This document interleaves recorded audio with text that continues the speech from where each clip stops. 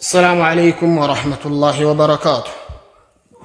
بسم الله الرحمن الرحيم. الحمد لله رب العالمين، والصلاة والسلام على رسوله الأمين. أما بعد، بعدلت عند شيء أرمت 47 يوم يا عيد الفطر بالله قبري كتمالاي በአህባሾች አማካይነት የታየው እጅግ በጣም አስደንጋጭ አሳዛኝ ደም የሚያስለቅስ ተግባር ነው።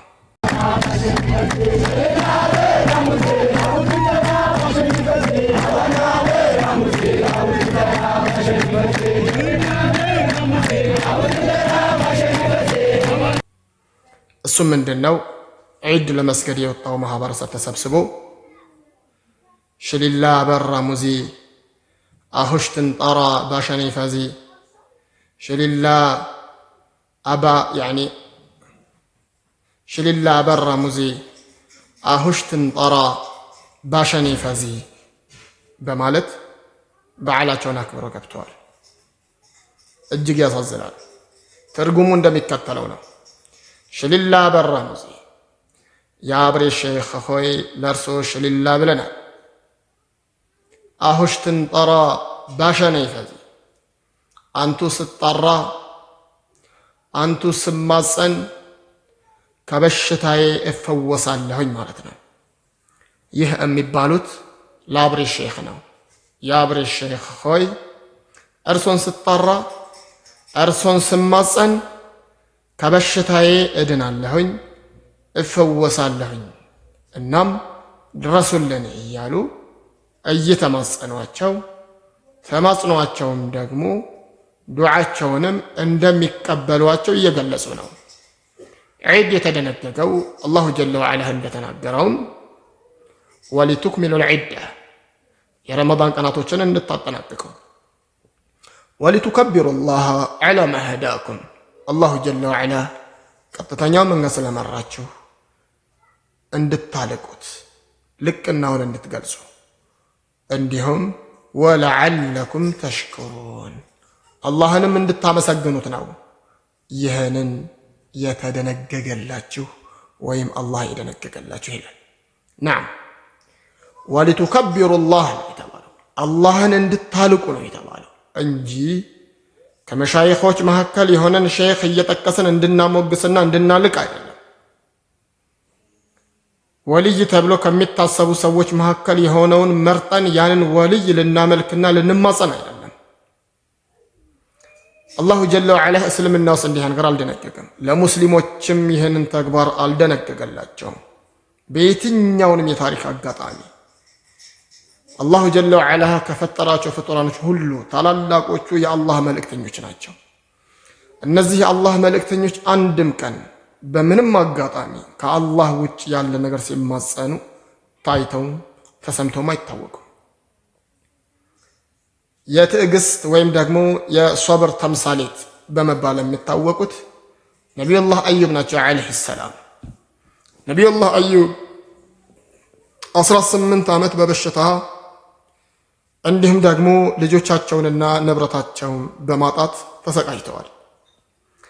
ከ18 ዓመት ትዕግስት በኋላ አላሁ ጀለ ወዐላ ስላሳቸው እንዲህ ይላል፣ ወአዩበ ኢዝ ናዳ ረበህ አዩብ ዐለይሂ ሰላም ጌታውን በተማጸነ ጊዜ አኒ መሰኒ ضር እኔ ጉዳት ነክቶኛል፣ ወአንተ አርሐሙ ራሒሚን አንተ ደግሞ የአዛኞች ሁሉ አዛኝ ነህና እባክህ ፈውሰኝ ብለው አላህን ተማጸኑ።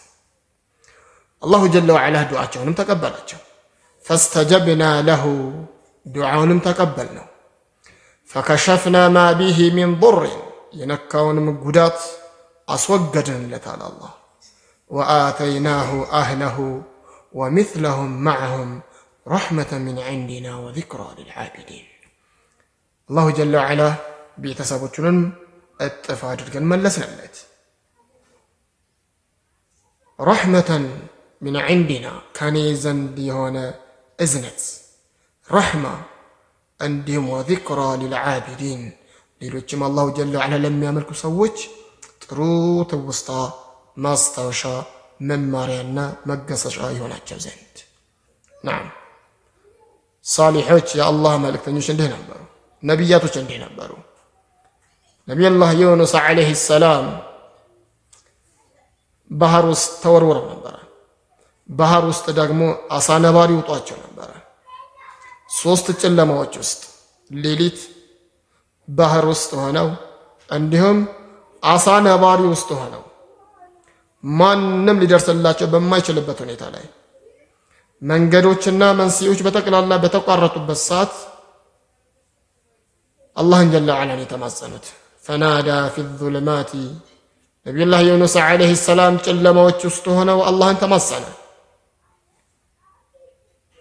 አላ ኢላሃ ኢላ አንት እነሆ ካንተ በስተቀረ በእውነት የሚመለክ አምላክ የለም።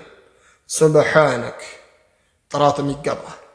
ኢኒ ኩንቱ ሚነ ዛሊሚን እኔም ከበዳዮች ሆኛለሁኝ ብለው አላህን ተማጸኑ። አላሁ ተባረከ ወተዓላ ደግሞ ቃል ፈስተጀብና ለሁ ዱዓውንም ተቀበልነው። ወነጀይናሁ ሚነል ገም ካለበት ጨለማም ካለበት ጭንቀትም ገላገልነው አለ አላህ። ወከዛሊከ ኑንጂል ሙእሚኒን ሙእሚኖች ልክ እንደዚሁ እናድናቸዋለን ይላል። ነቢያችንም ዓለይሂ ሰላቱ ወሰላም እነ ነቢዩላህ ኢብራሂም እነ ነቢዩላህ ሙሳ እነ ነቢዩላህ ዒሳ ሁሉንም የአላህ መልእክተኞች የትኛውንም ሁኔታ ላይ የሆኑ የተማጸኑት አንድ አላህ ብቻ ነው። እንዴት አላህን አይማጸኑ? አላሁ ተባረከ ወተዓላ ወኢዛ ሰአለከ ዒባዲ ባሮቼ ከጠየቁ አኒ ሰነኒ ወኢዛ ሰአለከ ዒባዲ አኒ ፈኢኒ ቀሪብ እኔ ቅርብ ነኝ ኡጂቡ ዳዕወተ ዳዒ ኢዛ ደዓኒ የለመነኝን ሰው ልመና እቀበለዋለሁኝ በለመነኝ ጊዜ ይላል አላህ። ነዓም ከአላህ በስተቀረ የሚመለክ የለም። ከአላህ በስተቀረ ድረስልኝ የሚባል የለም።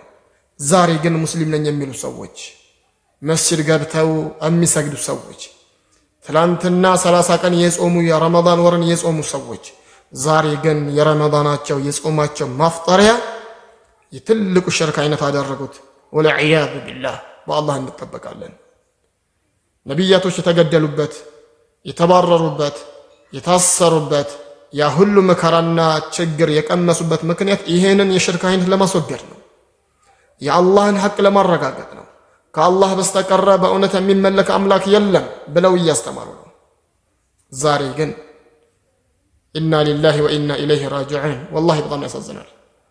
ከአላህ በስተቀረ ማንም እኛ ላይ የደረሰን አደጋ ሊያነሳልን የሚችል እንደሌለ አላህ እንዲህ እያለ ይነግረናል። አመን ዩጂቡል ሙጠረ ኢዛ ደዓህ የተጨነቀ ሰው የተጣበበ ሰው አመን ዩጂብ ማን ነው የዚህን ሰው ዱዓ የሚቀበለው? ኢዛ ደዓሁ በለመነው ጊዜ ድረስልኝ ብሎ አላህን ጀለ ወዐላ በተማጸነ ጊዜ የዚህን ሰው አደጋና ጭንቀት ሊገላግል የሚችል ማን አለ ይላል አላህ። ወየክሽፉ ሱእ እነሱ ላይ የደረሰባቸውን አደጋ ከሽፍ ሊያደርግላቸው ሊያነሳላቸው የሚችል ማን አለ? ወየጀዐሉኩም ኹለፋአል አርድ ምድር ላይ ደግሞ እናንተን ምትክ ሊያደርጋችሁ የሚችል ማን አለ? አኢላሁም መዐላህ ከአላህ ጋር አብሮ የሚመለክ ሌላ አምላክ አለን?